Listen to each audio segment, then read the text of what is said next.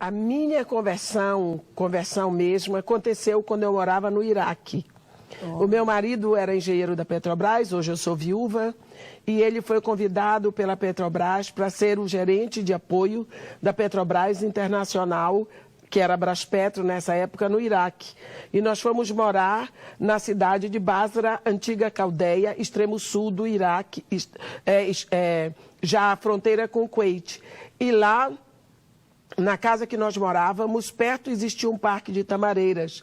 E ali os beduínos, na época do degelo das montanhas do Ararat, a neve se transformava em rios que desciam para o deserto. E os beduínos armavam as tendas deles nesses parques de tamareiras.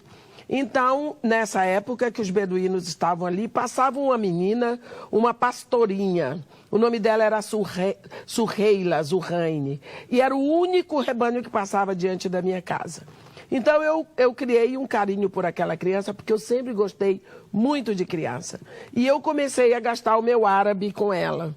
E todos os dias ela passava de uma manhã muito cedo e eu dava para ela um rubs, que era um sanduíche do pão com algum legume, algum vegetal dentro, e um sanquique, que era um suco de laranja concentrado, tipo maguari.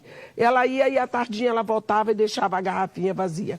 E depois de alguns meses, um dia, às 11 horas da manhã, eu estava no terceiro andar da casa, quando eu vi um barulho de rebanhos, e o rebanho dela era o único que passava na frente da minha casa. E eu olhei lá do terceiro andar e vi que ela vinha voltando com o rebanho, e eu gritei por ela. E ela parou, e quando a pastora para, o rebanho para também. Então, eu desci depressa e perguntei para ela por que ela estava voltando àquele horário. Eu tive medo que eles já fossem de volta para o deserto e eu nunca mais a veria. Então, ela tinha a cabecinha baixa e a abaia cobria tudo. E eu dizia: o que foi que aconteceu? Por que você está voltando? E de tanto insistir, ela tirou assim a abaia do embrulho que ela tinha aqui. Quando eu olhei o embrulho, ela pegou a patinha de um cordeirinho e me mostrou. E a patinha estava toda enrolada com papiro. E no que ela pegou naquela patinha, aquele animal deu um berro. E que ele deu um berro, aquela menina deu um gemido. Mas um gemido tão expressivo. E o rostinho dela voltou assim para cima, num calor de quase 60 graus, no mês de julho. Nossa! Eu sei que quando eu vi aquela cena, eu ouvi, e não me diga como, não manda explicar porque não dá, uma voz que dizia: eu também sou o teu pastor, eu também sofro a tua perna quebrada, me deixa curar a tua dor. Eu sei que eu andei para casa e eu entrei, mas quando eu descobri, eu estava conscientemente de joelho no meio da minha sala. E a única coisa que eu disse foi: Deus, se eu ainda sirvo para alguma coisa, me leva de volta para o Brasil. Porque eu sabia que eu tinha um chamado missionário. Mas eu tinha largado Deus há muito tempo. E eu casei com um homem que não era crente. Eu também não era. Eu tinha fachada de crente, mas eu não era.